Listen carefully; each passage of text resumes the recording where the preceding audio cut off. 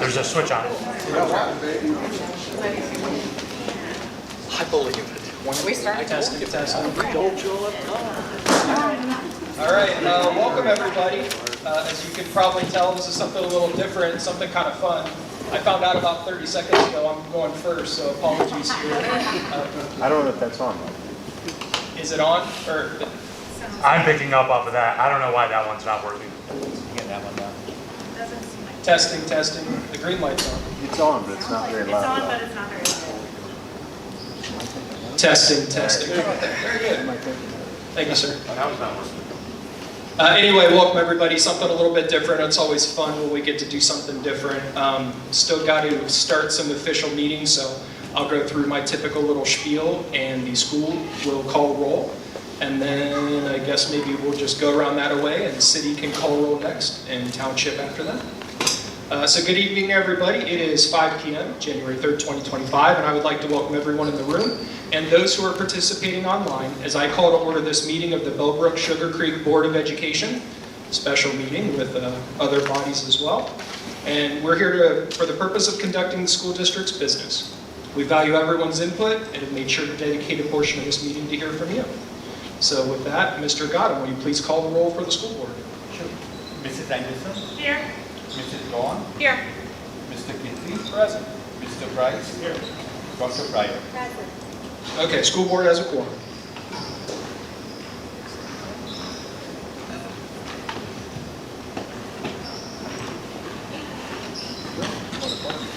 Thanks, Mr. Kinsey. I'd like to call to order this meeting of Bellbrook City Council. Michaela, will you please call the roll? Mayor Schweller, Deputy Mayor Havens, Here. Mr. Hope, Present. Mr. Harding, Mr. Greenwood, Here. Mrs. Cypress, Mr. Ashley. Present.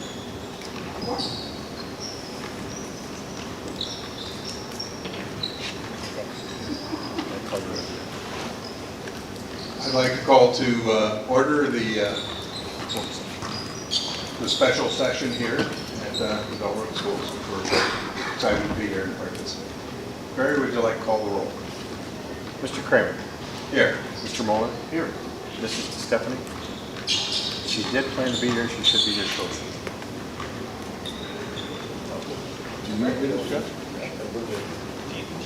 We'll do introductions here in a second, but do you need to call anything to order? Or no. All right, so if you're able, will you please stand and join me in the Pledge of Allegiance?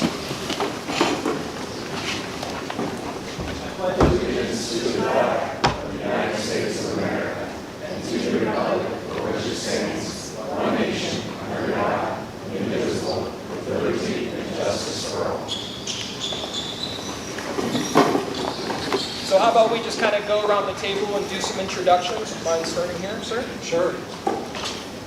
Jeff Stewart, Bellbrook-Sugarcreek Park District. Steve Haller, Bellbrook-Sugarcreek Park District. Marvin Moeller, Sugar Creek Township Trustee. Craig Kramer, Sugar Creek Township Trustee. Barry Tiffany, Administrator for Sugar Creek Township. Michaela Grant, Community Development Administrator for City of Bellbrook. Catherine Cypress, City of Bellbrook. Ernie Havens, Deputy Mayor, City of Bellbrook. Forrest Greenwood, Bellbrook City Council. Logan Ashley, City of Bellbrook. TJ Hogue, City of Bellbrook. Audra Dorn, Bellbrook-Sugarcreek School Board. Annie Pryor, Bellbrook-Sugarcreek School Board. Doug Kozak, Superintendent, Bellbrook-Sugarcreek Schools. Mike Kinsey, School Board. Amit Gautam, Treasurer, Bellbrook-Sugarcreek Local Schools. Heidi Anderson, Bellbrook-Sugarcreek Schools. And Kevin Price, Bellbrook-Sugarcreek School Board. Here's the other one. All right, we have a very simple agenda, but first on our agenda is allowing anybody from the public to speak if they've signed up at the door. I don't know if we could have somebody check that. Thank you, Mr. Brown. Okay, then we will close public comment for tonight. Again, I found out that I was going first here like 5 minutes ago. So, we had a meeting in January where it was announced that we'd be meeting again, which is always fantastic. I know that about every year or so, all the public entities come together. That's just great to get together, share ideas. When Dr. Kozat asked, what it is that we wanted to talk about, I'll be honest, there was probably like 45 seconds of silence when we kind of looked at each other. And then we kind of threw a few topics down here that we think might be of interest, or just maybe an opportunity if folks want to give an update on anything. So I don't know that we need to be held to this. If there's anything else you want to talk about, I definitely would like this to be an informal conversation all the way around, and I am not in charge in any way.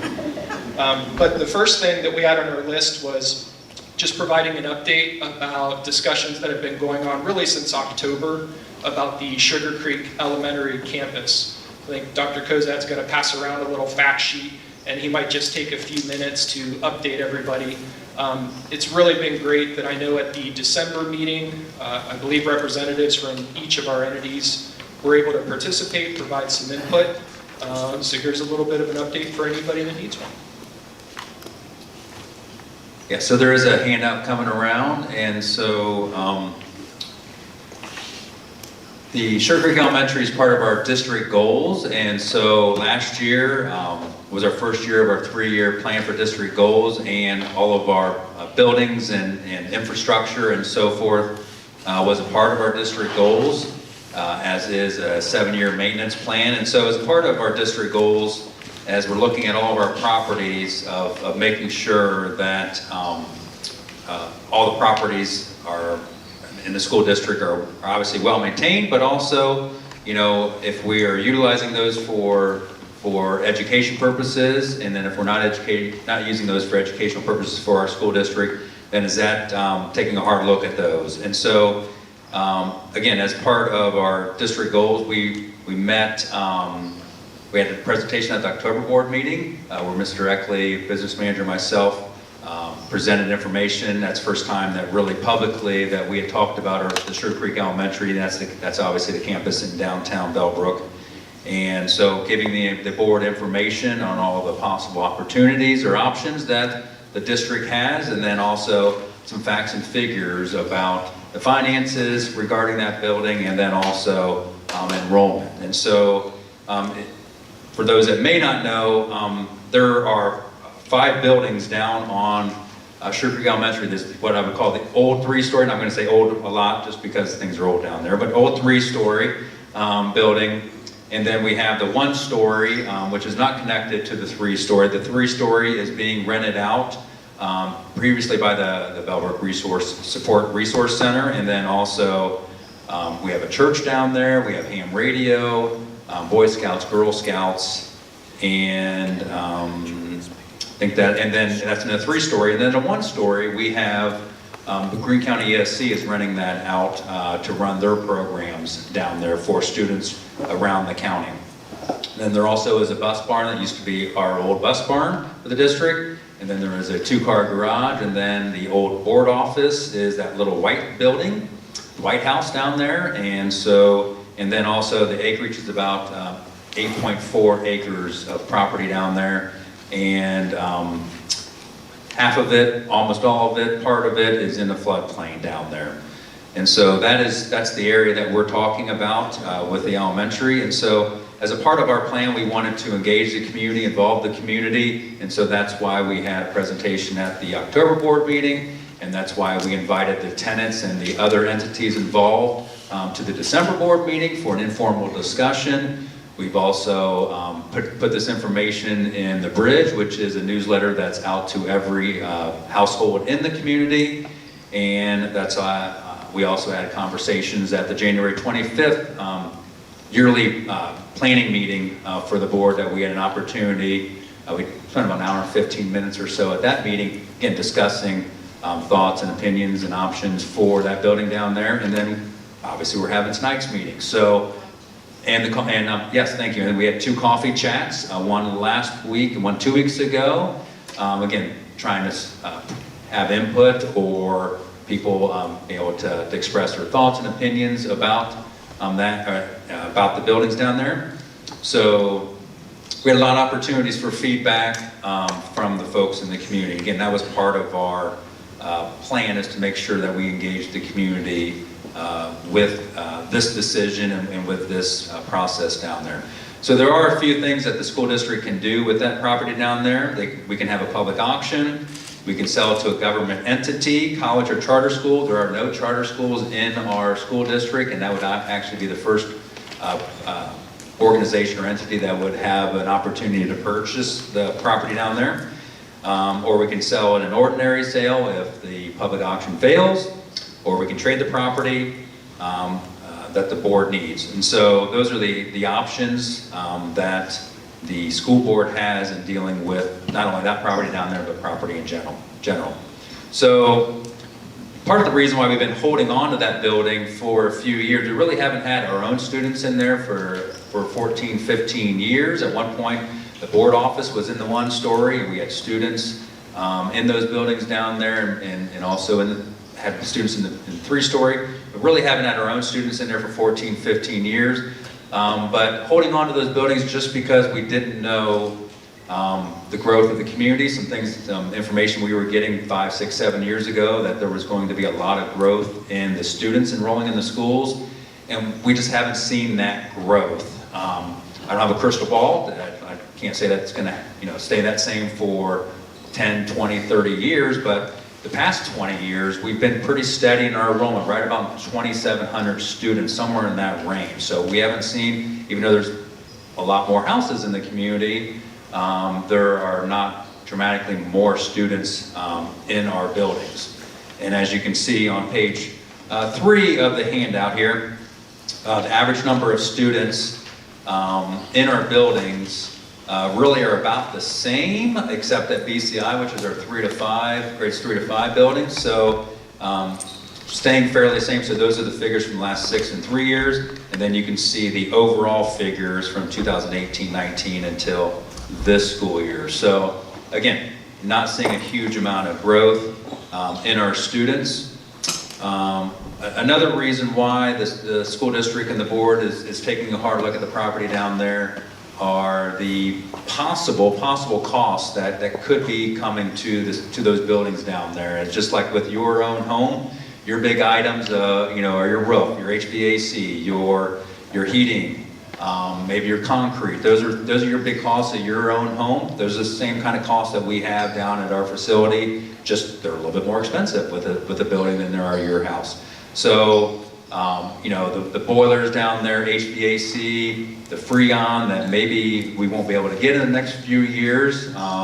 Also the asphalt, it needs a little TLC down there. So those are costs that could be $500,000, $600,000, $700,000 that could be looming for the school district if something of emergency kind of thing happens with those things down there. So those are also things that are going into the decision making of those possible costs that could be coming at any second, or in 3 or 5 years and so forth. So as you see on the handout here,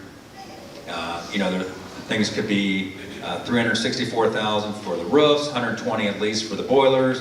HVAC is kind of hard to determine because of that Freon piece, and then the asphalt, that's just to patch some things up. So those are things that are going into the decisions with the board also. And then also, the other pieces are these facilities really meeting and helping to meet the mission and vision of educating students within our community? And so do those things really play into our future? Again, we aren't using those buildings down there for PK to 12 students. And so if we want to use those again, it could take $20,000, $30,000, $40,000, $50,000 per room to try to get those things up to speed because of furniture, because of technology, some fixed costs with principal, secretary, lunchtime, those kind of things really are fixed costs. Custodian, those are fixed costs that would happen if we would try to re-engage those properties down there. So we do have some capacity within our current buildings. But obviously, those would be additional costs to the district, as in adding staff, or maybe remodeling some areas, or trying to upgrade some areas. It wouldn't be ideal. We'd be a little tight in some of our buildings. Again, it depends on, we could maybe house 3 or 4, but that would be if there's an even distribution. Sometimes those don't happen, of even distribution of 25 more kids in a grade level. That gets you about 300 to 400 kids, but sometimes that doesn't happen, as we saw with BCI's numbers. The numbers really from grades 4 to 8 are our biggest numbers at this point. A big class for us is 235-ish, somewhere in that range. A small class is maybe 190 kids in a grade level. And so we have those kind of waves in our currently right now in our school district. So again, there is some existing space in our buildings. Again, wouldn't be ideal, be a little tight. We'd have to actually obviously add staff, but there is a little space in our buildings. There is interest at different varying degrees from the city of Bellbrook through a redevelopment, and we can probably talk about that in a minute, through a CIC piece, and through the Greene County ESC. The Greene County ESC is very interested in the 1-story. That's where they're currently at, paying rent. And so those are some of the facts and figures and information from the school district, or the school buildings down there. We are losing about $40,000 or so per year down there. Again, and if we would keep those buildings down there, we probably could get that really close to zero by either A, increasing our rents, or B, decreasing our personnel costs down there. Did I miss anything? Anybody want to add anything?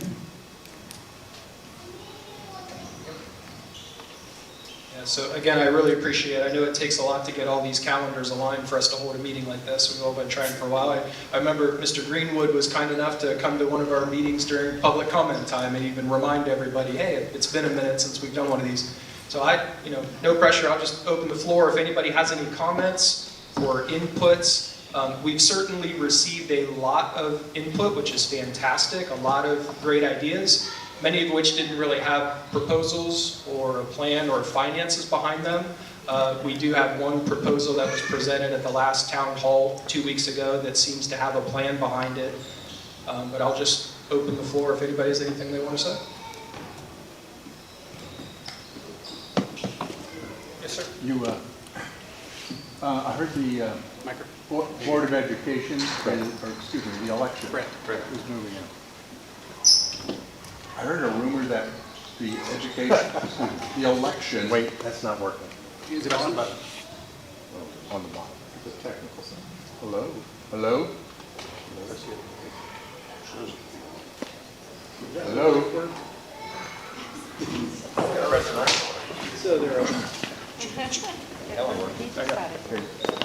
We got something working. So I heard that one of the locations for elections is at the school board, at the school. Is that moving? Is that moving? It's a different building. That's at our district office building, that's not the downtown building. Oh, that's right. Is that moving? We have requested for it to be moved, yes. Good.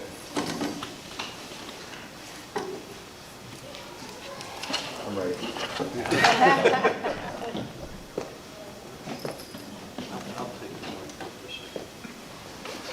So man, this is still this is not this one's It's working. Is that working? Yeah. There you go. Can you hear me? Yeah. I think we may have an interested party in the schools.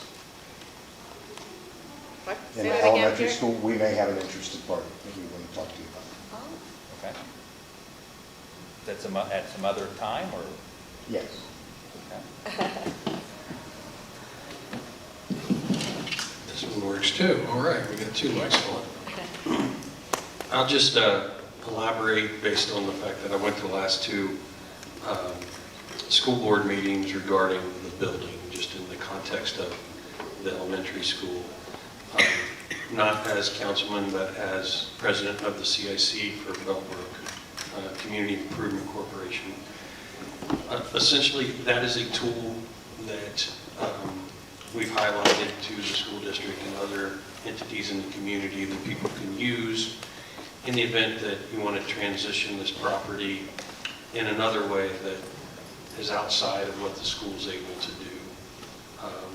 We don't, as a CIC, we would not have to sell that to the highest bidder. We could make decisions based on the best interest of the community, and organizations can submit ideas, business plans, things like that for that consideration. The best example that we can really highlight there is Community Improvement Corporation was formed in Yellow Springs, where they had a fire department that they were trying to get rid of, and they didn't necessarily want it to just go to the highest bidder. And the CIC was able to entertain multiple proposals and make a decision that they felt was in the best interest of the community. So we have one of those in place now, and something like what the Lions Club had proposed at the last meeting seems like a viable avenue, and conversations are proceeding there. But just wanted to make that absolutely clear, and then just speaking, other councilmen are here, can speak to the city's interest. In my opinion, the city's interest is, we're interested because it's in the city. The city is not interested in purchasing the property, so just want to make that clear. But certainly other council folks can say the same or different if they have a different opinion.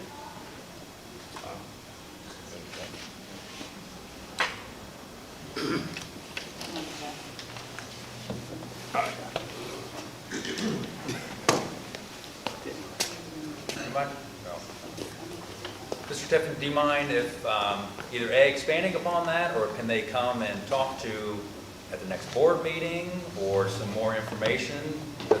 As again, I don't want to speak for the board, but the board has made it clear that trying to gather as much information possible, then start having serious discussions and thoughts, and during February, it doesn't mean decision in February, just starting that thought process of serious discussion. So if it's not out there yet, we need to. I would ask that you and I have a conversation tomorrow, and then you can share it with the board as you see fit. Is that fair? Yep, we can have a conversation tomorrow. Perfect. Okay. Thank you. And this may be very similar to what Ernie was talking about, but I don't know, if has the board considered it's something called a joint recreational district. It's a provision in the Ohio Revised Code 755, and it's essentially the schools and the city and the township, and I think even park districts can actually participate in this, and it would be its own political subdivision, essentially, that could solicit private donations, public donations. It can run bond initiatives or levies for maintenance. It just, we have, the park district kind of said initially that, we don't really have an interest, but after going to that meeting and, hearing about some of the other nonprofits that, are really dependent upon that site, and then some of the things even the Lions Club was talking about doing, this would, I think, allow a mechanism to do that. Now, there's not a lot of these JRDs, as they're called, in the state of Ohio. I think there's 10 of them, maybe, at this point. Some are very, very successful. Some have, actually folded up because of lack of funding. But it's one of those things that if you did want to keep this, as a public unit, and then the board members could be made up of school board members, members of the city, the township, if they want to participate. It may be another option to look at.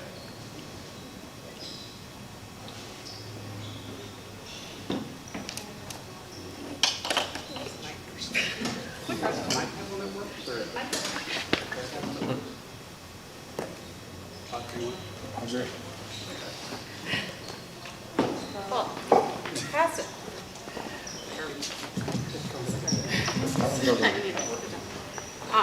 Okay, so. That one doesn't work well. Okay. Nope. Nope. Nope. Because it did work maybe. It's a different one. That's the one I have. Now does it work? There. Okay. There. This is fun. Keep the good one. Turn it close to your mouth.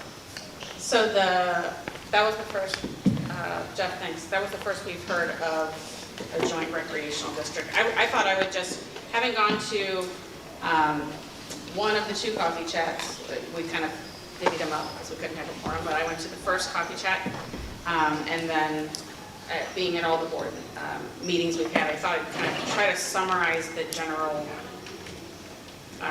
feedback we've gotten from the community, and it's been pretty, like, consistent, I guess.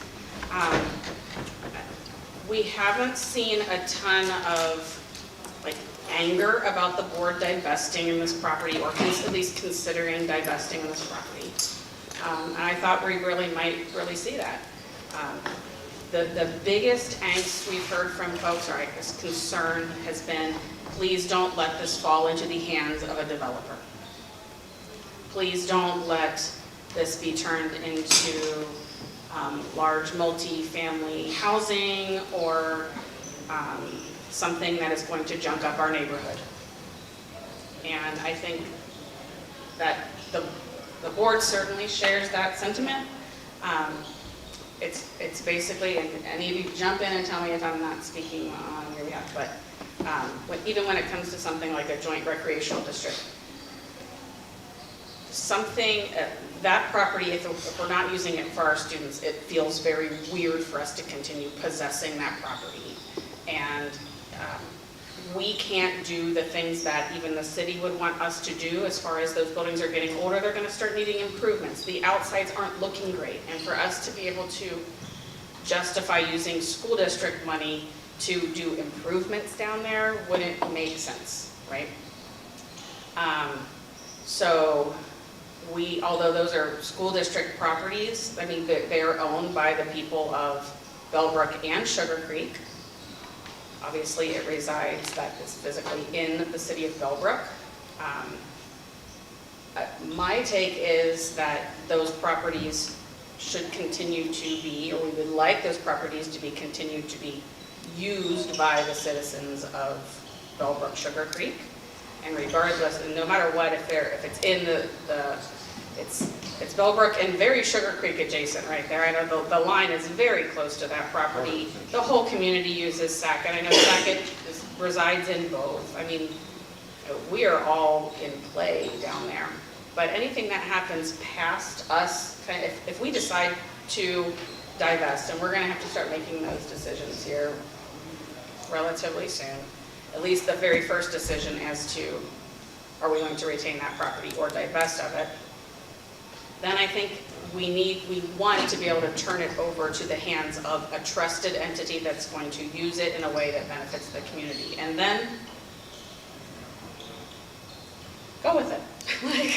Then we're going to get back to the business of educating kids and leave you all to the business of recreation and enjoyment and citying and townshiping. So, that, I mean, is that fair to you folks? So, but yeah, really just the community in general, to sum it up, just doesn't want that to be sold to a developer that doesn't have the interests of the community. They don't want it to be a profit-driven decision. They want it to be a community-driven decision. And I think that's fair, and I think we probably all share that same sentiment.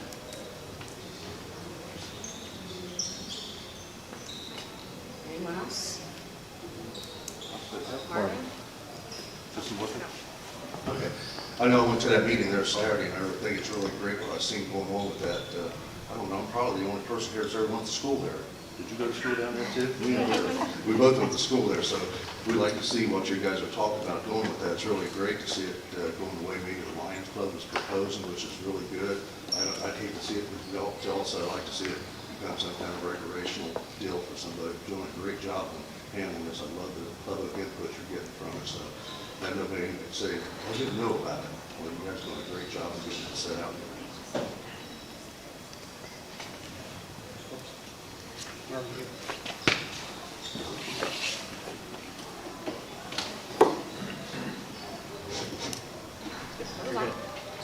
That's good? Yep, You're good. I just want to make a few comments about the city of Bellbrook. Bellbrook is considered to be, by various organizations, as one of the best places to raise a family and retire. Those organizations are correct. I've done both, raised a family and retired. Being here today at Bellbrook-Sugarcreek Schools, Bellbrook-Sugarcreek Parks, Sugarcreek Township enables us to share and communicate ways we can work together to maintain and enhance the quality of life we enjoy. Bellbrook and Sugarcreek Schools are consistently rated as the top district in Greene County and among the best performing in the state of Ohio. Bellbrook offers a rural field with many restaurants, coffee shops, top shelf brewery, cosmetology services, a grocery store that serves us with excellent groceries and other convenient services and a well-used bulletin board. Check out businesses in Bellbrook. We have quite a few. Bellbrook is a family-friendly neighborhood. And our motto is small town friendly. Our city manager, Rob Schomer, has invested in our workforce with training and tools to allow our workers to become the most efficient that I've ever seen. The value of this has reduced the number of employees needed. Bellbrook zoning has been through a comprehensive overhaul with the goal to simplify the process for residential and business projects. Our citizens are our customers, and with citizen support, Bellbrook City Council has taken on upgrading infrastructure and flood control projects as a major goal. Bellbrook is seeking financial aid for a library addition that serves Bellbrook and Sugarcreek Township. You can see the results of a few projects in the Bellbrook downtown area. All of us have challenges. Safety, and safety has been an ongoing concern of our citizens. School safety, maintaining water quality safety, maintaining safe roads and bridges, maintaining an effective police force to ensure safety is enforced in our schools, community, and our roadways with the increased growth of traffic. Having said this financial challenge is a big one. The city, township, and schools have been working together to share resources to cut costs, equipment sharing, mutual aid, and pre-written plans to assist each other in case of a plan. Moving forward, our citizens expect us to overcome these challenges by working together. The reason I brought this up, Bellbrook is fragile. This property is something that can enhance or take away from the city. And the last school board meeting I attended, the only thing that I really request is whoever buys it or wants to develop it or do something with it, put yourself in the residents that live around the schools and in the downtown area. And just think, if you live there, is this project something you wouldn't mind living next to? And it sounds like the school board has really worked hard to try to get the information out to accommodate anybody that would have interest. They've been real open about it, and I appreciate that. And I just got a good feeling about, I think it's going to be a good outcome. I think it'll be a win-win for the school and the city. But these meetings and this conversation that we've had in the past about other things shows that this community has been together, worked together, and I really appreciate this process that the school board has set up for us. That's all I got.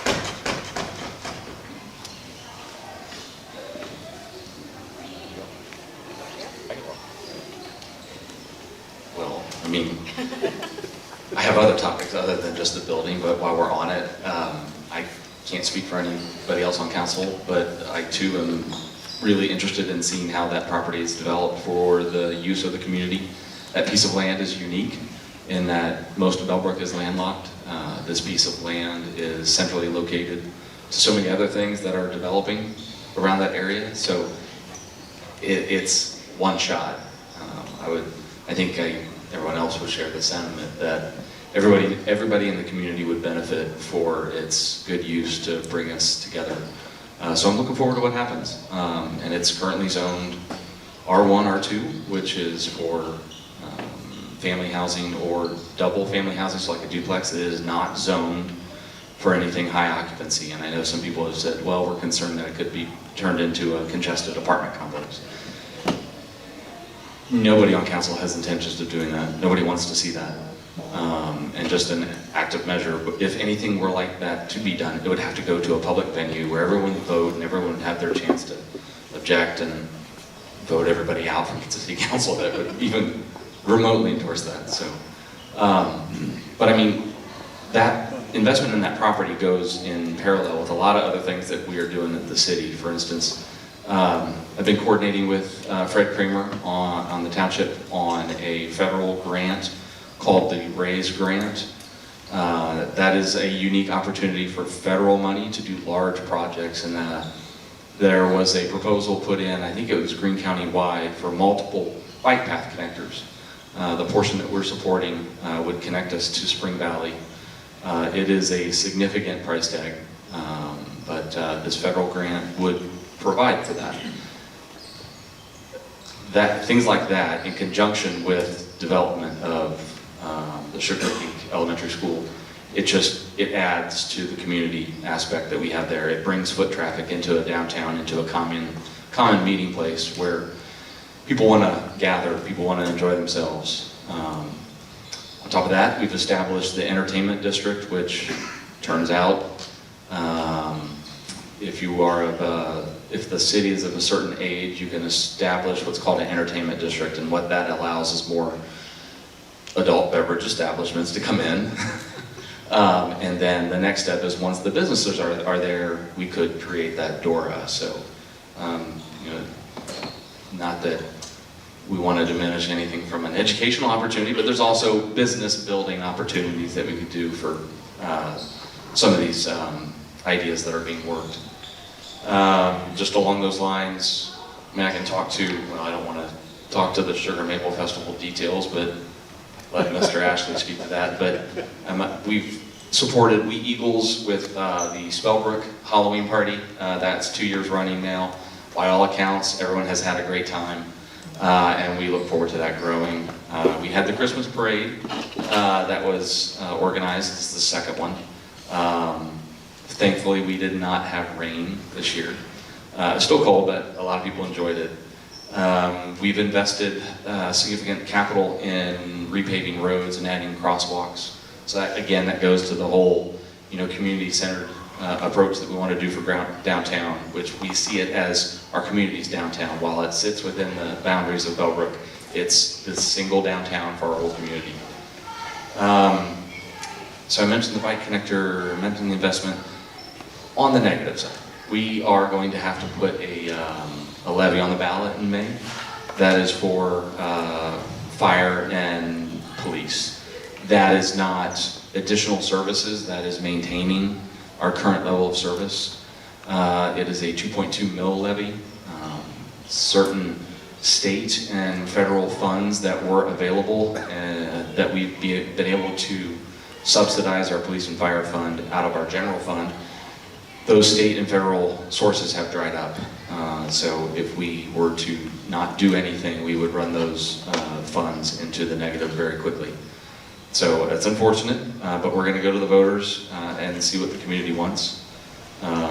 Just like everybody else, we're taxpayers too. We hate to have to do that, but unfortunately, being a city that survives solely on property tax with no income tax, we're a small budget city. If you look at our budget, we're on the order of $9 million a year, 8.5 to 9 million a year. We've been that way for several years. I mean, if you look at comparable cities, Tip City is a $50 million city. So trying to keep the level of service running with a tight budget, it's an annual challenge. Fortunately, our city manager has done some wonderful things, but we're to a point now where we've got to go to the voters and see what they want. I'm sure Fred can expand upon the bike path, but I do also want to send out just a word of appreciation to our service department. We had some significant snowfall this year.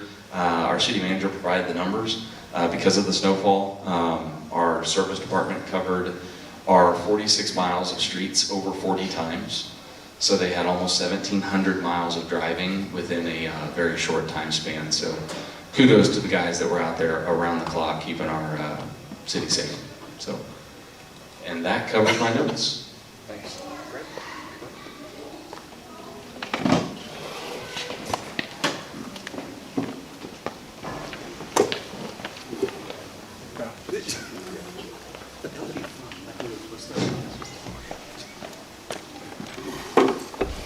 excited to see what this property's going to yield too. You know what? Nothing would be better than baseball. So to that end, I don't know if you're aware, Chamber of Commerce has a new director. His name is Mark Sigmund. He's doing a terrific job. He's doing a terrific job. I really like what he's doing. He's brought new energy to the chamber. The first luncheon, again, meeting will be this Thursday at noon at Sugar Valley Golf Course. So it's open to the public, and if you're interested in seeing what the chamber is doing, 12 noon on Thursday. Brian and I and Cast of Thousands are working on this raised grant. We reapplied for it. We have a feeling that it has the best chance ever this year, and I probably say that every year. But this year, we have 2 new senators in the state of Ohio. And we have now engaged with a lobbyist to go with us. He has a relationship with both of those senators. And I'm thinking if there's ever going to be the year, DJ, this is it. So we're looking forward to that. Our relationship with Centerville is ongoing and it's great. 2024, Sugar Creek Township was named their Partner of the Year. So we have we planted a tree in the Memorial Park that Carolyn's going to talk about, and kind of the neat thing about that was all the dignitaries from Centerville were there. We planted the tree, a ruby red horse chestnut tree. And the significance of that is that our relationship will continue to grow as the tree does. So, that's all I have. Carolyn, you want to talk about the park? Sure. Is that what we're doing? I guess so. Yeah. All right, we've got several exciting things coming up, but I would like for all of you to save the date. So I think everyone's been a party to us trying to get our Sugar Creek Township Veterans Memorial set up. We have been working with the sculptor of our 10-foot bronze statue of World War II vet Jim Pee Wee Martin. And it will, the Veteran Memorial will actually honor all 6 of the divisions of the military, and we will have flags and like a monument for each of the branches of the military, and this statue for our World War II vet. I was sitting at an event and had a really good conversation with a B-25 pilot who offered to do a flyby for part of the ceremony. And we will potentially have 101st Airborne Rangers jump in. We don't know if they can actually jump on the Pine Court corner, so we may be engaging with the school to see if we could possibly use the football practice field or band practice field over there. So we'll be looking into that. But the date is June 6th, which is a Friday, and that is D-Day. So we thought that was very appropriate. It'll be at 12 noon, and right here, it's the corner on the Pine Court corner right here across from the water tower. And that will be the unveiling of the bronze statue and the whole the whole ribbon cutting. So we ask all of you to participate and join us for that. To tell you one other initiative we're working on in the community, we are looking at potentially bringing in a baby box. So for those of you that are not familiar with what a baby box is, we're in the preliminary stage, but Lebanon recently had a success with that in their fire department, and Representative Adam Matthews at the state level has worked on that. But what it is a box where a mother of a under 30-day-old baby can anonymously drop off a baby, and with no repercussions whatsoever, she can give up the child and place it in this box. And the box would sound a silent alarm as soon as a child is placed in that box, and then emergency services would be there. So we are just tentatively looking at that. We're working with several organizations in Greene County, and look like we're getting some momentum with that. So that's something that I'm really pushing for and hoping we can get in our community. Right now, Lebanon is the closest location. There is not a single baby box in all of the Dayton area or in Greene County at all. So once the baby is dropped off, we verified that as far as public records request, we can blur the mother's face if someone asks for a video of the baby being dropped off. And they do safety checks, but then the baby would be put into custody, protective services, and be put up for adoption. So it's a wonderful way to potentially save a newborn life, and something that we're excited about in the community. Carolyn, what location at the? We are looking at our safety building, which houses both our police and fire department. We haven't figured out details. Pardon me, on Clio, correct, yes. So that's something we are considering anyway, but something we're seriously looking at. And we've got some exciting potential other developments that we're not quite ready to talk about yet. So we'll keep that in mind. But I think Marvin's going to talk about fire districts too. Well, the good thing is, the city and the township is looking at putting the fire departments back together. We got the study started. The Ohio Fire Chiefs is doing it. We think it's a good opportunity to save taxpayers a lot of money. We can increase our services, increase our safety, increase our personnel in the fire stations. It's preliminary right now. The Ohio Fire Chiefs is going to do the study, so it kind of takes it out of our hands, but they're contacting all of us, and they've already started the process of doing that. So we'll be seeing how that goes. Hopefully it's not going to take a long time to get us a good answer on that. We can have something by midsummer to know what we're doing with that. And, because at one time it was the Sugarcreek Bellbrook Fire Department until that political split happened. Then we both had two fire departments, so we're costing a lot of taxpayers money. We're duplicating a lot of services. And so everybody be informed when we get a little farther with it. And another big exciting thing is it looks like Stephanie Goff, our township, our county engineer, might be putting a turnaround, or what's called a roundabout on Clio and Beadwater Road. So when Clio comes out there, we'll get that traffic jam coming over the bridge. I was at a meeting the other night, she showed me the proposal they're making with that. And it's really kind of nice because it's going to be a roundabout, but anything coming east on Beadwater Road will have a continuous right turn on the Clio Road, and anything coming off Clio Road to go east on Beadwater will have a continuous route. You won't even have to stop. You won't even have to go through the roundabout. It'll be two different sections. Is that part of the larger traffic study that's being done in that whole area? Yes, it is. Okay. It is. We've got a lot going on. I think Barry's going to talk about the 675 project there, but I'm really excited about the fire part of it since I've been involved with it. I was telling everybody today, I think today is the day that I started on the fire department. It had to be 50 years ago today I started on the fire department, so got some hours in. He was 35 when we started. So I-675 and Wilmington Pike, we are in year 5 of the study work on this and the design work and everything else. We have received $3 million in federal funding from Congressman Turner's office. At least I think we have. See if it's frozen or not.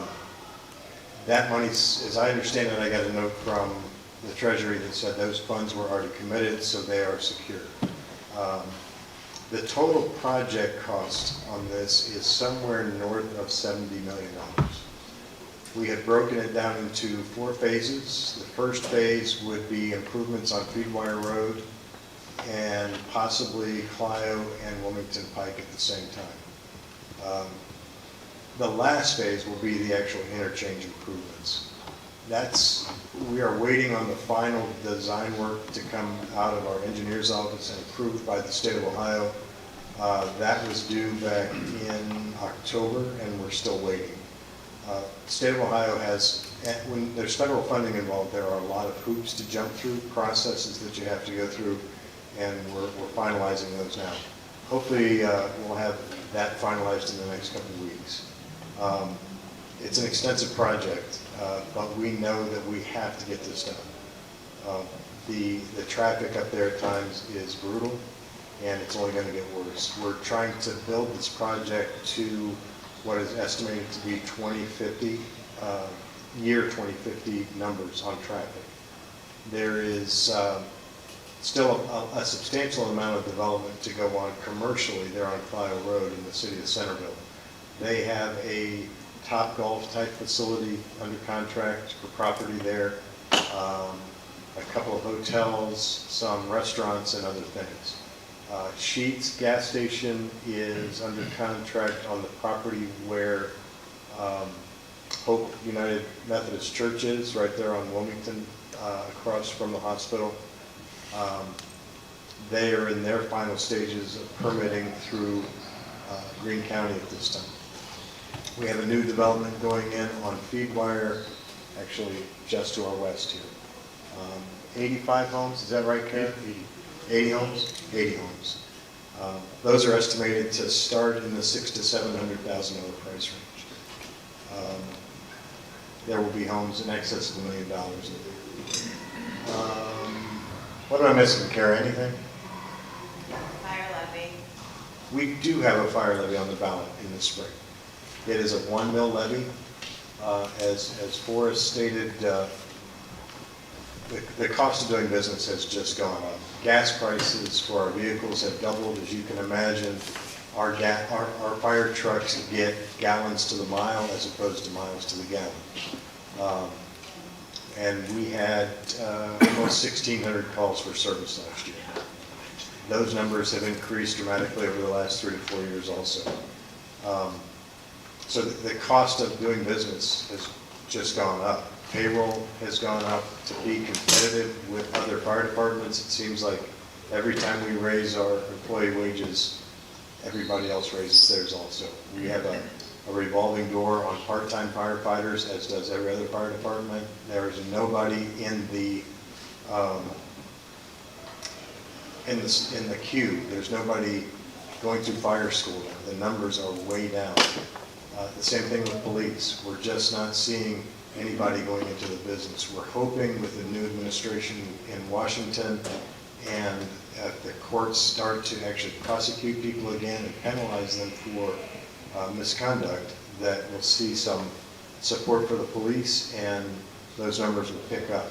I know last January, Greene County Career Center and Sinclair Community College each have police academies. They canceled their academies for last January because they had nobody enrolled. They had 2 students enrolled. That was it. That's a sad state for our state, let alone the country. And hopefully it's going to turn around. Otherwise, things are going to be really bad, really bad. So our numbers, we have been talking about an additional school resource officer for over a year now. We have somebody that we want to bring in, and she is currently with the city of Dayton and scheduled to retire, but did you hear back from her today, Chief? I did not. You didn't hear from her, so we checked in with her today. There were some incentives in her current position to stay with the city through the end of the year, which included some bonuses and other things. We're past the first of the year, so we're hoping to hear from her here in the next day or two and see if we can't get her on board. She will be a fantastic school resource officer if we can get her coming. The problem is the city of Dayton, their police force has been depleted also. So they're creating a ton of overtime, and they're also raising their wages because they were some of the lowest paid people in the region until recently. So they're trying to do everything they can to keep their employees there. Even though she's eligible for retirement, they'd like to keep her also. We're trying to explain to her, you're a lot safer in Sugarcreek Township At Bellbrook Middle School. At the middle school than you will ever be in Dayton, Ohio. The city of Dayton, if you can imagine, and I know all of you are familiar with the city of Dayton, I believe it's still the case. They are staffing the west side of Dayton with 2 officers per shift right now. That's incredible. That is so unsafe for those officers. The union has instructed their officers not to do their job if they don't feel safe. Just not to do the job. That puts everybody at risk. So hopefully those things are going to improve here soon. I think that's all I have. Joseph, did you want to say something? Hold on. Just in response to that, it's not working? No, it's fine. Just keep it close. Just in regard to all the shortages and whatnot, and the lack of interested parties in police academy and all that. Is there a way, the Career Center has done a lot as far as really trying to get kids interested in trades at the middle school level. We've started doing a lot here. Is there, if we put our heads together, is there something that we can do to help ourselves and utilize, like showcasing those? I know your officers and your firefighters are in our schools a lot, but maybe in a more pointed way to really showcase what that career path looks like, and I don't know, a lunch club. I'm totally shooting from the hip here. I'm just throwing stuff out there and seeing where I land. But a way where we can maybe start making a path from our schools into our own police departments and fire departments, like incentives for Bellbrook grads, whatever, hiring, but I don't know, something to where we start getting our own kids interested in staying here in Bellbrook, and I don't know, building something like that where we try to help over time fix our own problem here locally. I think the short answer is yes. It's something definitely to talk about, to meet, discuss, and see what we can do. The biggest challenge the last 4 years for police departments was the defund police movement. When your community leaders don't have your back, it gives a bad image to the position, and it's tough for especially young people to say, why would I take a job where nobody's going to support me, right? The city of Dayton has had a mass exodus of seasoned employees because they don't want to be there. They're leaving the city of Dayton to go to other places to get out of there. So the change in the mindset in Washington is going to help, I hope. But there's a lot of damage that's been done. It's going to take some time. I think you are spot on with the approach of starting that conversation at the middle school level. The township trustees have discussed scholarships for first responders, police and fire, just because there's a shortage of both. The challenge with that is all these other departments are paying for their academies also. So it's challenging, but I think it's great that you want to talk about it, and we are absolutely willing to do that and see what we can put together.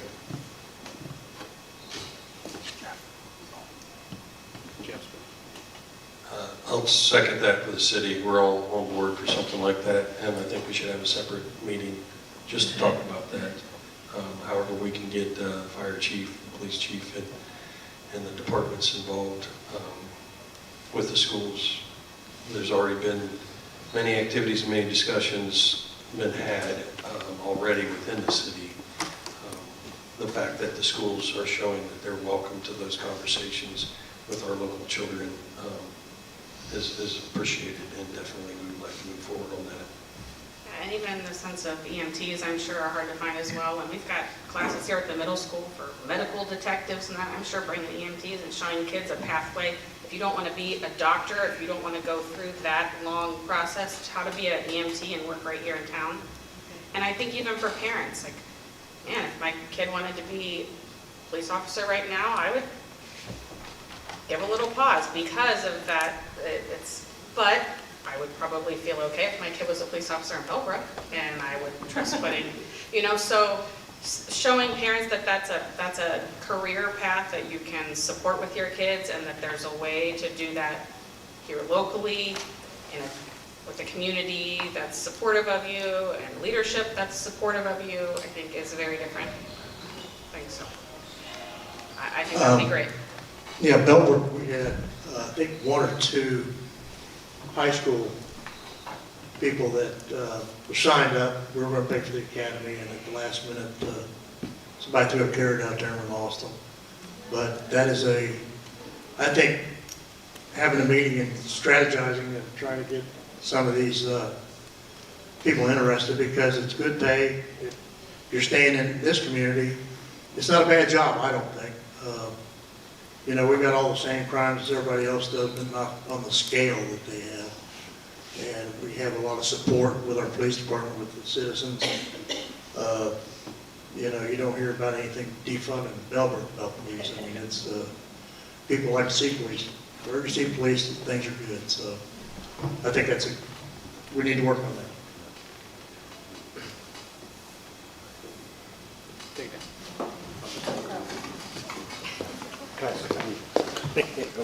Audra, would you see this more of like a subcommittee type thing or a meeting of all the elected officials again? I would vote I for the literally just subcommittee. came up with that 2 seconds ago. I could see it going any direction. So if we could get, a couple of board members, somebody from the city, somebody from the Board of Education, and a couple people from our side, I think it would be a good start and go from there. If we're wanting to start at the middle school, if we can involve Mrs. Hill or Mr. Keller. Yeah, it's never a great idea to have the school board come up with like the path for what's going to get kids excited about things. It's more prudent to involve the people who are with them every day about what they think would get kids excited. So. And I can't speak for the township, but I know our police department invites anybody in. If you want to tour the department, there's an age minimum for doing a ride-along.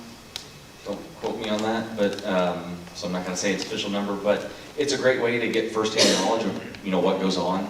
And also, just for everyone's awareness, we have a City of Dayton police officer that lives in Bellbrook. You can do ride-alongs with City of Dayton as well. He was on nights. He is now on days, though, so if you want to go on nights. Is this Jeff? No, David Sosa. You have another one, too. We have another one. Jeff Eager. Okay. Oh, thank you. They welcome you to do a ride-along, too. You can get a feel for their daily challenges, but also the reality of their engagement with their community. Sometimes it's eye-opening. Strongly recommend doing so. You fill out a waiver, you go there, you meet in there when they do their roll call, you get introduced. If they know you're a city official, they might throw a prank on you, but it's time well spent, so I strongly recommend doing that. Now, one of the other challenges we have, one of the worst things that's happened to the world is social media.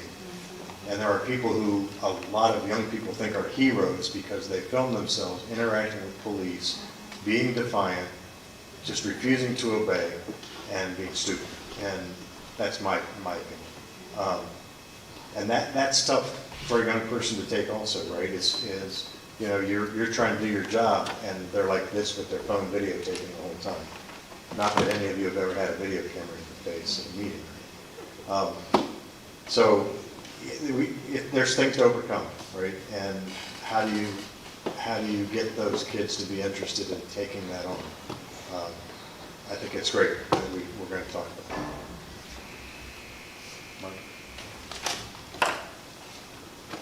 Yeah, just one thing about that.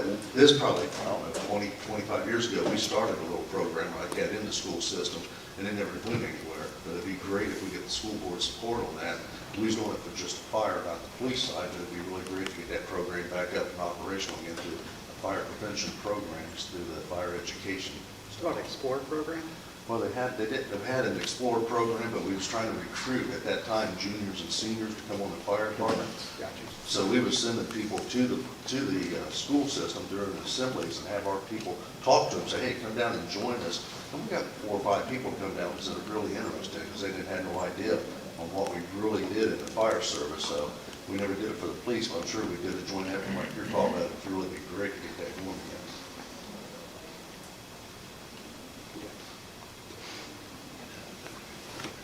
You made it back to the I'll try it again. It's only been a half hour.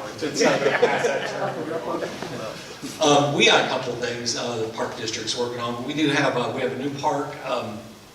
We are hopeful to get that open by the end of this year. This will be Beezer Reserve, 25-acre park. This is as you're heading towards Spring Valley, right off 725 past Pennywit. You ever saw maybe an old cabin that kind of sits down there?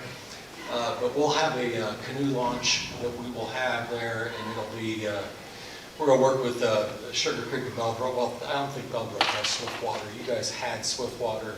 You sold your Zodiac, right? Okay, you got to get another Zodiac. Okay, but it will be suitable for water rescue for that particular launch. But there'll be some walking trails there. We're going to try to partner with hopefully Greene County Parks and Trails and Greene County Commissioners. There's another 25 acres as you're heading to the east to open that up to be about a 50-acre parcel in total. And it would be, you know, all told, almost half a mile of river frontage that would be awesome. I mean, would open it up to the community. So if the Army Corps of Engineers do their, if they've been, it's been difficult work. I'm just going to say that. It's been a process, but I think we're getting close. Engineering's close, so and it should be a pretty easy project to get taken care of. McGee Kiter on Little Sugar Creek Road, that park will end up, we're going to end up putting in a pedestrian bridge that will span the small creek there, so that would connect the two parcels. It's Mrs. Kiter's old property. We're going to raise those structures also eventually, hopefully this year. Is there, No, go ahead. I know you're going to say something, Barry. What do you got? What do you got? is there an EPA permit required for the house? Oh, that's cool. Where are you talking about? I know where McGee Park is. It's, I guess as you're heading, north, right? It's a small, older brick ranch. Okay. Right at the bottom of Sable Ridge? Exactly. Okay. Yep. Yeah, so we own that property now, so we're gonna take those buildings down, and then it's just gonna be, I mean, McGee gets hit so hard, it'll be some nice open space, probably long-term, get another shelter, you know, in there, so. So those are the two kind of larger construction projects we got going on this year. We're also, those of you who've been to McGee, there's a sanitary stack that's been exposed. Through erosion, Greene County Sanitation has done some work to it. We've been pushing them because we do have a little bit of grant funding to try to fortify that stack. Greene County Sanitation has mentioned they may try to realign that sanitary line, which is it would be a whole other project in itself, but we're kind of wait on them before we invest any fortification of that structure, especially if they're going to, you know, push that over or do something else with it. So the athletic updates, we got AED defibrillators in Sackett-Wright Park, Washington Mill Park. We also have them at Patricus now. This was from a grant from a local nonprofit that made that possible. So those will all be in here in spring. We're working with the city of Bellbrook, hopefully on some property line modification over at Sackett-Wright. Our hope is to do some upgrades to the quad, put in some proper paved or some team bench areas and some shade sails for that quad area.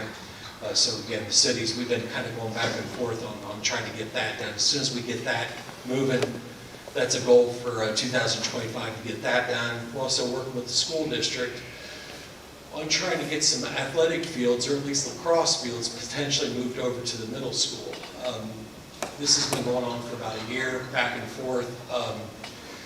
Initially, that there was some talk about trying to put some in the rear of the school, but it looks like we may try to, you know, those may be in the front. And again, that would be school. Maybe you guys aren't aware of this, and maybe I shouldn't have said anything, but we are in the spring. Springtime, Washington Mill is pretty tight. Lacrosse as popular as it is now. If we could get a couple fields moved over to the middle school, I thought you guys would be like, oh yeah, this is great, yeah. It's great, yeah, we just didn't know. I know there's some conversation of that, but it just didn't. It kind of died. It's been a well, it's been about a year back and forth, you know, and just logistically within what part of the school property. Now I'm hoping they die. I'm hoping we can try to get a way to get to the. Well, we hadn't really had an update or anything else, so that's why I got there you. was some conversation, but I didn't know that it was okay. Moving forward. So. Okay. Well, maybe that's. Talk about that later. Yeah. And that site's preferred over Centerville Road site? For lacrosse, I think that it is preferred to be on school. I mean, especially since it's already, you've got the parking and you've got the space. I know lacrosse, youth lacrosse anyway, their preference was to try to get some fields here at school. If not anything else, practice, and I think it's just for the kids and everything else since it already be here. We're hoping to get some surfacing upgrades done to Patricus Park on the basketball courts. Probably, hopefully, depending on if that comes in budget, maybe replace those goalposts. They're a little prison-esque, what I hear. I don't think they look bad, but I hear it all the time that kind of look like a prison. But so we're going to try to, if there's some money left in the budget, get those upgraded and kind of modernize them a bit. Then lastly, a couple of our staff members are going to attend a tree commission workshop.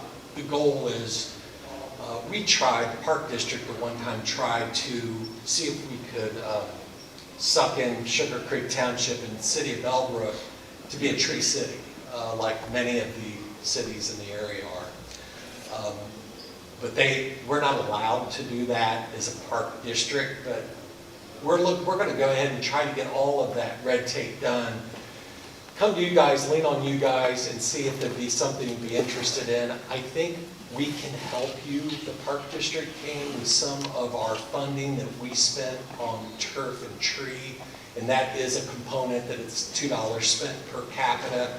So we would be able to help you meet that criteria. So, I mean, hopefully I can just leave it to where you guys just have to pass an Arbor Day proclamation and call it good. But coming up with some of the details on how trees are handled and have a tree board, that's a goal. So I mean, we're going to start down that process actually next week. We'll have some staff up there, and it's I think a year-long process. So anyway, that's all I have. Go ahead. You have a question? Yeah. So just you had mentioned about the investment in Sackett Wright, taking ownership of that strip of land that's on the east side from the city.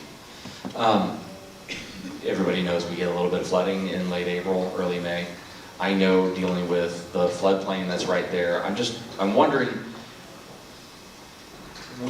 I would like to see it studied. Like, is there something that can be done, such as, add a retaining pond somewhere on the property, add a levee somewhere around that pond, so obviously, if you dug a pond and the floodplain is right there, great. Now you see the water.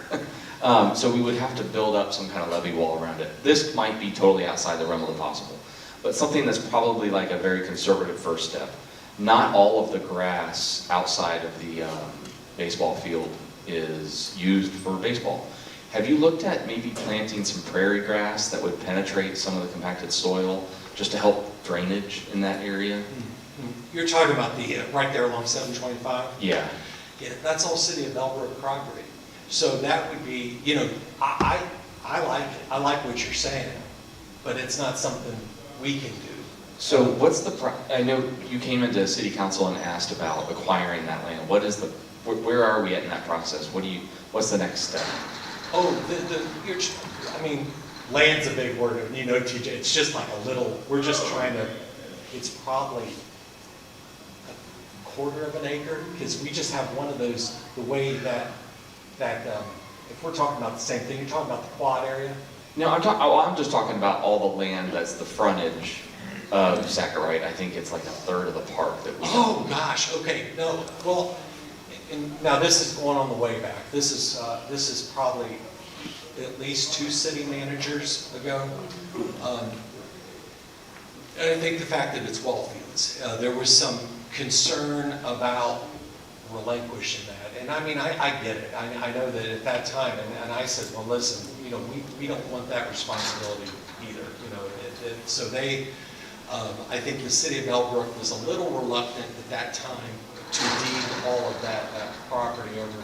Again, we're talking about right in front of 725, because at that point, that was the time when the city let go of Bellbrook Park and Patricus Park and turn that over to the Park District to manage. But that certainly was discussed, but the concern was ball fields. So you're just looking for a small sliver of that right now? Yeah, we're just wanting that one. There's three, we own 3 of the 4 ball diamond fields on the quad. I got a GIS of it if you want it. And you guys own 1, and we just can't, and it's not being ticky-tack. I can't expend Park District funds on City of Bellbrook property. So if we could just modify that line a little bit, it would make life a lot easier, and then, you know, the auditors won't take me to jail. Copy that. Yeah. So what's the next step you need? Rob and I have been going back Okay. a little bit back and forth. He said he took your temperature and the council seemed pretty okay with it, so it was just meeting with Rob, and then, you know what I told him, I mean, if we need to do some survey work, and we can bear that cost. I just want to get it done so we can get moving on it. Well, we're taking minutes. We'll just go ahead and take care of that right now. TJ, I like that. Yeah. I'm messing with it. Yeah, get it going. Hold on a second. I'll update GIS right now. There you go. All right. Well, thank you. Okay, so what I had put the district ball fields conversation up here, and I know at one of the park board meetings, I spoke with both Jeff and Steve here about, as the township, we hear from some of the citizens that there really is a need for more baseball fields in particular in the region, and I believe that some folks in both the school and probably the city have heard similar comments, and it sounds like those comments are not making it to the park district though. So I was wondering for the next time we have one of these meetings, if we might want to consider trying to bring, if you know that there's people that have concerns, bringing them to a similar kind of forum like this, where we might be able to have that conversation with the community and see if there's conversation to be had with that. So I just wanted to open that up and see what everyone thinks about that idea. In fact, I think one of the reasons we put that on there, and I think Charlie O'Delly, the athletic director, had to step out, but the schools, I'm not the best person to be talking about this, but the league is shortening the high school ball season, compacting it more towards later in the year. So games are going to start later for our middle school and high school teams, and therefore could become, and our middle school and our high school athletic directors will be able to speak to this more if you want to reach out to them, but might start posing an issue, because I know the older girls and boys tend to practice at the middle school and even play some games at the high school. That might become, there might be less availability moving forward if we're having a lot more games packed into a shorter amount of time with the school teams. So potentially less availability, and again, I'm not the expert on this, but potentially less availability on our school fields for like the local rec programs in the future. That's all I wanted to add that to the mix. That'd probably be concentrated between April and Right. May. I mean, that's Games used to about start in 4 to 6 March, weeks. now they're going to start more till April. So the end of the school year, when Lions Club and all that starts ramping up. Okay, if there's no other discussion on that right now, we can float that and see what we think for the next meeting. We also were at the Ohio Township Association conference at the Columbus Convention Center last week, and we talked a lot about efficiencies in a community, and one of the briefings I was in talked about newsletters. And it just kind of dawned on me, and I'm just kind of floating this. I haven't even floated it by my own board yet. But I know the school has their newsletter, the city has their newsletter, we have our newsletter, and the park has their newsletter. And I know the school and the park, like you specifically have classes that you are advertising for, and I think you have events that you're advertising for, so you're on a regular schedule. We're a little more sporadic with that, and I think I think the city's pretty regimented on when you send yours out too. So I don't know, I'm just kind of floating it out there as far as ways, because I know we all week spend thousands of dollars at doing those mailings and getting everything out. So just throwing it out there as a way we might be able to find efficiencies if we did a community-wide newsletter or something that had all 4 entities in it. So I'm just throwing that out for consideration.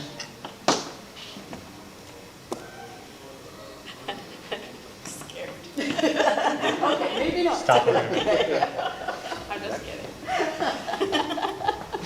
For it? Why wouldn't we do that? All right. All in favor of Carolyn in charge, raise your hand. Henry says yes. Problem solved.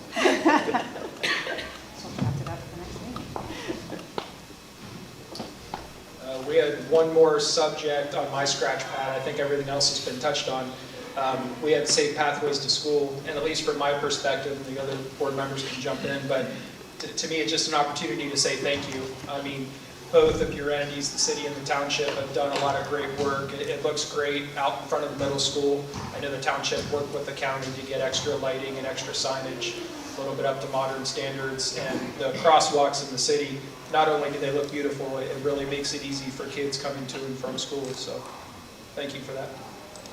On that, if you thought going into Bellbrook, Captain Takeaway, I know I think you're thinking behind that. If you thought about adding one of those speed things like we have in front of the middle school for people that are going down the hill, so that they somewhat catch their speed when they hit 35 or 40 into 25. It wasn't that much for that device, you know, the speed monitor there. You mean by Bellbrook Park? Yeah, you're going down the hill, Bellbrook Park. You have the. You have. Come this way, come. But it's just a suggestion. I love the fact that you've got that crosswalk in multiple places there. But I think it's just so easy to hit fast speeds. And I think those speed monitors are very effective. Just when they start flashing people, they go, oh, you know. I don't think most people just want to go, I want to go 45 down the hill. It just gets away with them. So just an idea, suggestion. A resident of Highview Terrace came to City Council a little while ago and mentioned speeding on Little Sugar Creek. And with Little Sugar Creek, no real safe way to walk on there, certainly if there's cars coming barreling down. So our city manager said, let's take a holistic look across the city at all speeding, consider all speeding concerns. And so he's collecting data and trying to figure out what the best investment is all around, like if there's a bulk buy that needs to be done.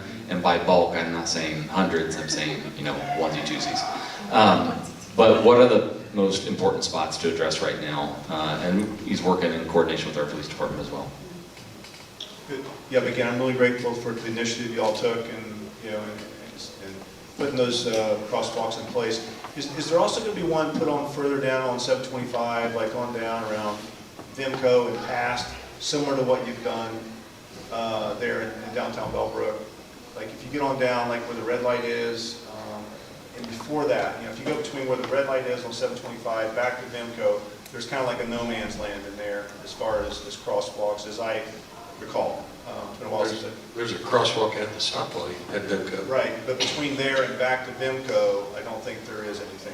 Between so confused, you say between Vimco and back to Vimco. Where's the? I'm sorry, from Vimco going west to where the red light is. South Linda. At South Linda by the Huntington Bank. Right. So between there and Vimco, I don't think there is anything in terms of crosswalk. And maybe I'm wrong, but I don't think there is. Why would you? No, there's no sidewalk on that side of the street. But people come On the south side, there's no side. north South side. side. So if you come out of the various streets that are along the way between Vimco and like South Linda or whatever it is, if you cross over, I think there's a sidewalk on the north side of 725 there. And I don't know of any place you can cross with a crosswalk between South Linda and Vimco. It seems like there's a gap there. It's mainly just because there's no sidewalks. So I don't think that's been in any, I think you're the first person to bring that to our attention. Certainly consider that and talk about it amongst ourselves. Something that has a crosswalk. It would need to be in conjunction like it is with South Linda with the street, one of the streets that are along the way there. Because, yeah, indeed, there is a sidewalk on the north side, correct, of 725. There's not on the south side. Correct. But you've got several connector streets that come out of that neighborhood onto 725. And so conceptually, you have parents that are maybe walking their kids across the road there to school, probably not a lot, but somebody may. I know that entire neighborhood doesn't have crosswalks, but that was a decision that was made beyond decades ago. But just And one those thing- residents are sensitive to us maybe making sidewalks in that neighborhood Yeah. because they don't. Not calling for particularly that, want them. but I'm just trying to think about providing a better level of protection for people that do come from that neighborhood, want to cross over 725 between Vimco and South Linda. It just seems like there's a kind of a little bit of a gap there. As far as I'm concerned, I have not heard discussions of that, but that doesn't mean we can't look at it. So I appreciate you bringing it to our attention. Am I misspeaking? Any other councilman want to speak to that?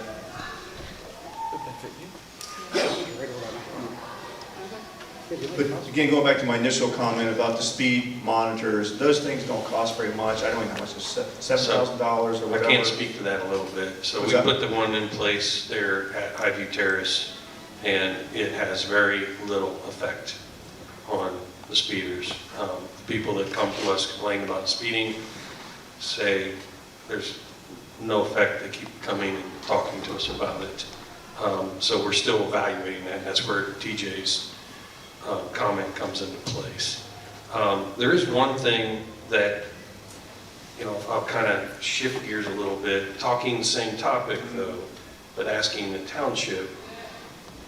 Abruptly, we have speed limits in township at 45, coming to 25 immediately in the city of Belleville.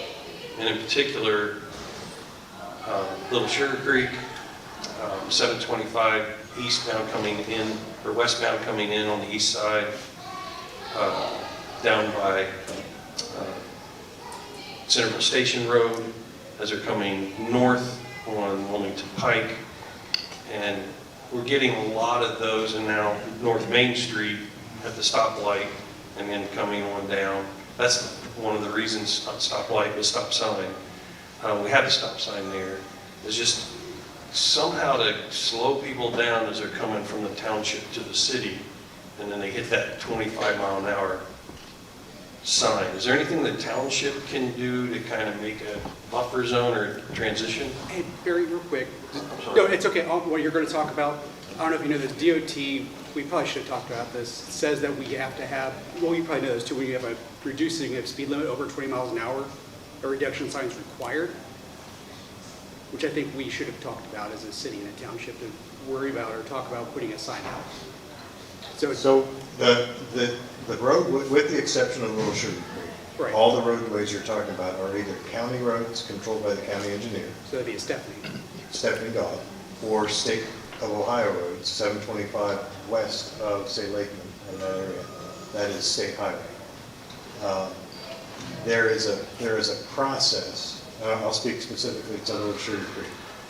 That is, it's either 40 or 45. I want to say it's 40 now.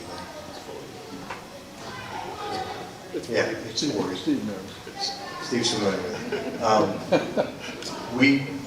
We had received a request from a resident that it was too fast and for us to do a speed study. That's the process. We do a speed study. We contact the county engineer. They put out those little rubber pipes across the road. They take traffic counts from point to point. That data goes to the state of Ohio to ask if it can be reduced. The response on Little Sugar Creek was, it's too slow. It should actually be 55. That's based on the criteria, the conditions of the roadway, how many driveways there are, how many side streets, traffic counts, all kinds of stuff. So the lesson there is be careful what you ask. We did not bump it up to 55. We kept it at 40. It's the same there on 725. They're going to look at, they have to do that study work to see if it can be reduced any further through that section. I don't think it will meet the criteria to be reduced. Wilmington Pike is a county road, and again, to the point of Centerville Station, there's not enough driveways, there's not enough side streets to reduce that number. It's something we look at often as things develop in the area. There have been reductions on Feedwire Road over the years as a result of the development that's taken place here. So we're always happy to look at it and ask the question. We just have to be careful with the answer. Are those speeds rigidly regulated? They are by the state of Ohio. You yeah. can't seek waivers and say, hey, we disagree? We cannot. The criteria that they rated on is, it rules the day. The county engineer can't change it, and neither can we. Barry, are you guys able to put signage out, or is that Stephanie also?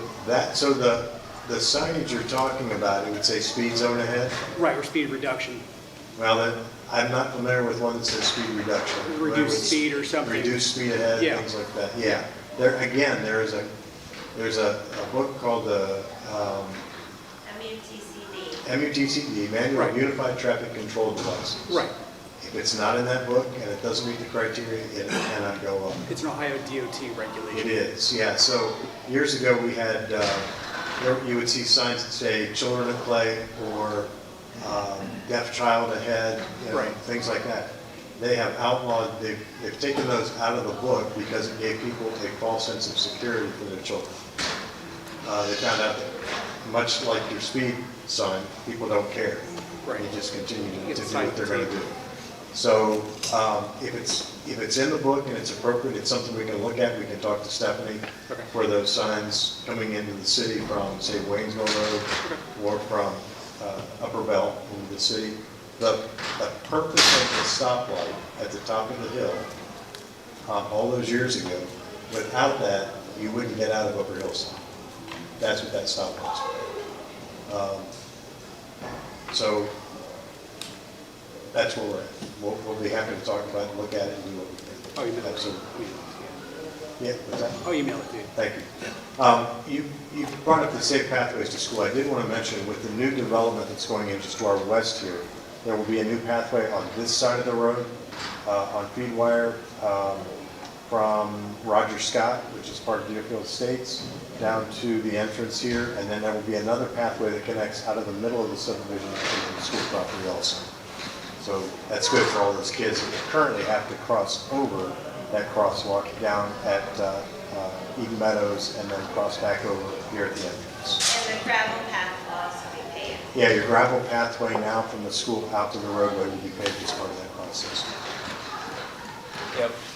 I need to circle back to, I'm not sure, can't remember, maybe it's Mike. We're waiting on the lights. So the lights have been holding up him figuring out what lights to put on that map. So I need to circle back to him. He's having trouble figuring out what the actual lights are. Because we're waiting for an agreement. That's the thing that's kind of holding up the agreement. We had agreement with the path, for the lights, the speed table, and the path into the development. I just right out here. So as you have that discussion with them, remind him they have to be full cutoff light fixtures, zero dark sky compliant fixtures. Yeah, they know. Other than that, we're not concerned. Thank you. Going back to the city with the question I had about the speed monitoring, is a kind of a brutal speed bump in the cards at all for some of these places?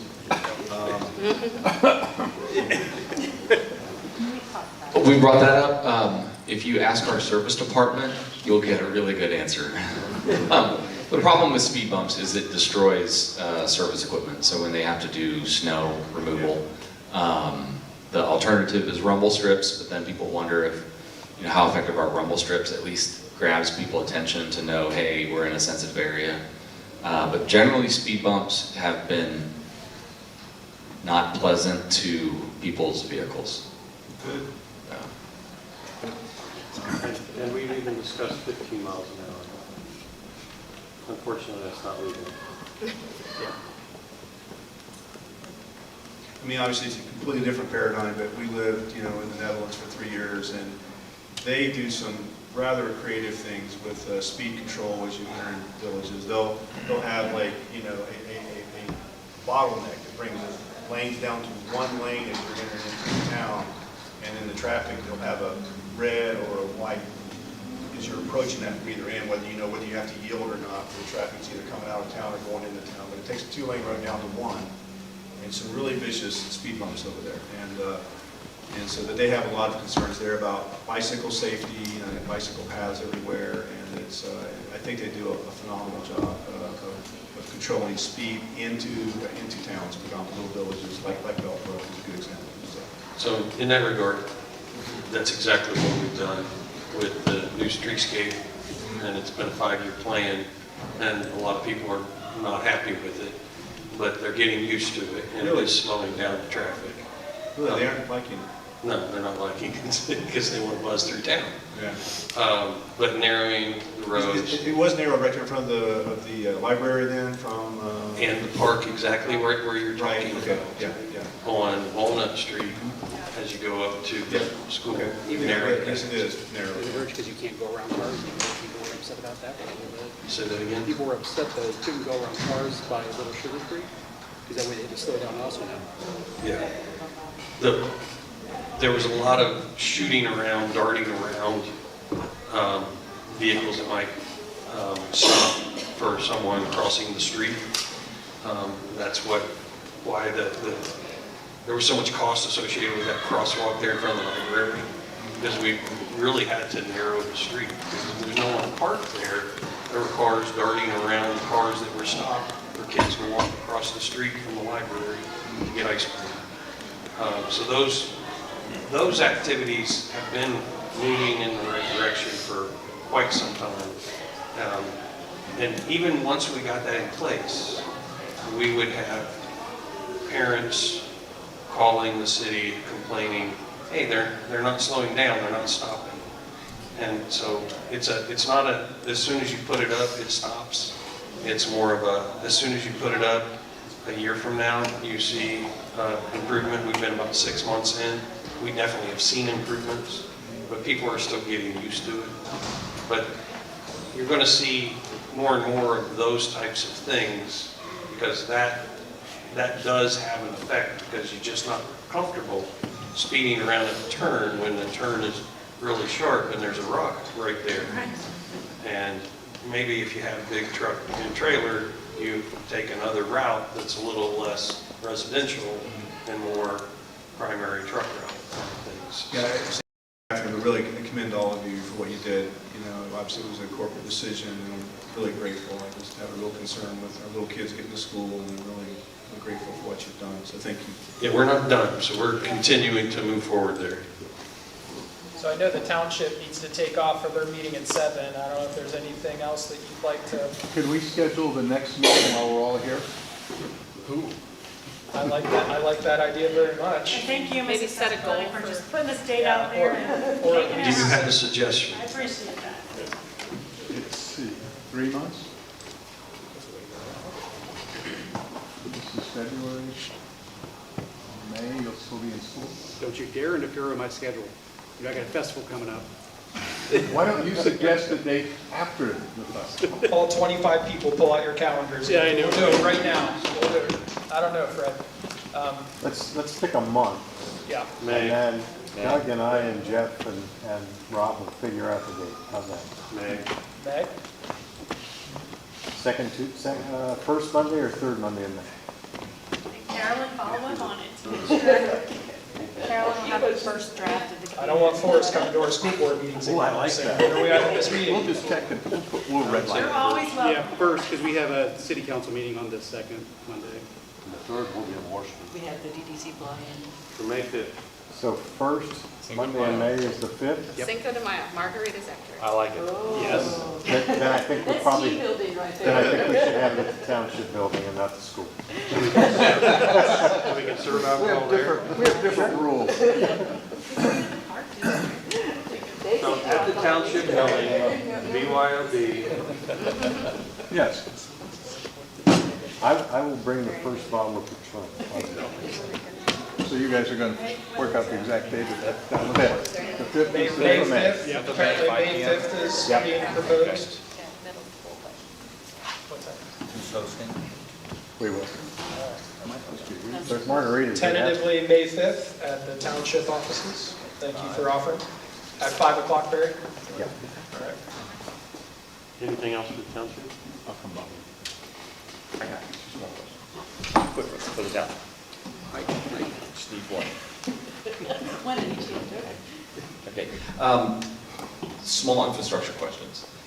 There's a walking path along Feedwire, so we are west of Little Sugar Creek, walking path along Feedwire. It comes to a section where there's a stream and it's a forest, and it's like, who calculated wrong? What's the plan for that? So, well, wait, what's your other question? Because we got stuff going on. Give me a short one. The other one question is So also- when that property was developed, when we have properties developed now, we require that they put the pathways in along the property frontage. Those are two separate parcels.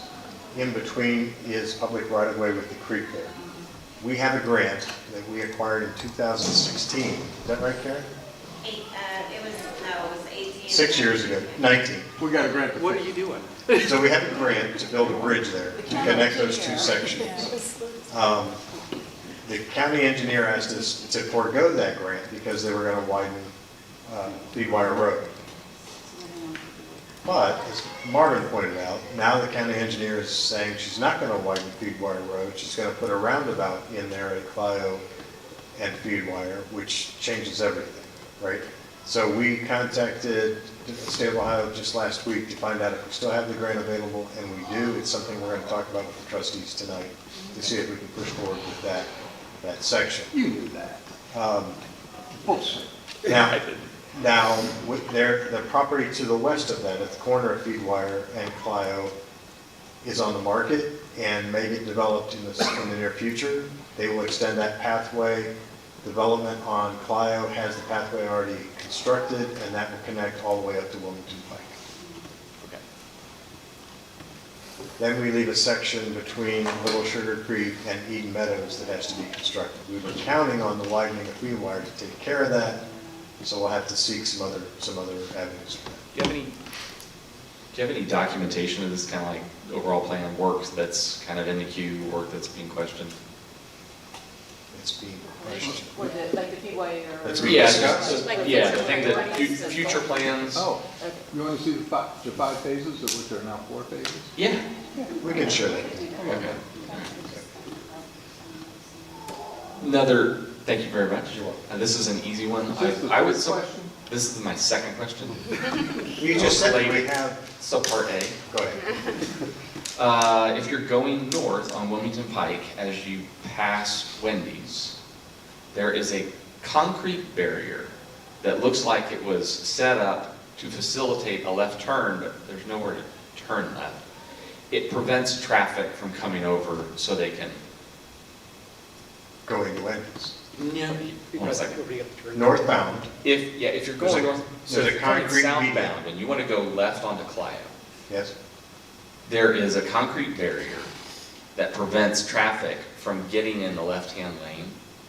And so I'm wondering, what was that put there for? It was a queue for development on the front of Miami Valley parcels there. Okay. So that was to be a left turn lane into those parcels. Is it still? I have no idea. That would be in the city of Centerville. And they're not here, so. 433. Let's invite them to the 5th, right? What's that? Let's invite Centerville to the 5th. Sure. You're their best partner, right? That's right. Partner of the year. Yeah, there you go. Thank you very much. No more questions. We do have to run this. Thank you very much. Thank you. Continue. You're going to continue with Alex? Does anybody have anything else they want to discuss? I know we have to You guys officially speak, or you're just going to continue? Are you not adjourning? Are you adjourning? Or are you going to continue your meeting elsewhere? We'll continue it now. All right, well, I hereby make a motion that the school board adjourns. Do I have a second? Second. Seconded by Mrs. Dorn. Are you ready, Mr. Governor? Please call the roll and adjourn. Mrs. Anderson? Yes. Mr. Dawn? Yes. Mr. Kintley? Yes. Mr. Price? Yes. Dr. Price? Yes. All right, we are adjourned at 6:44 p.m.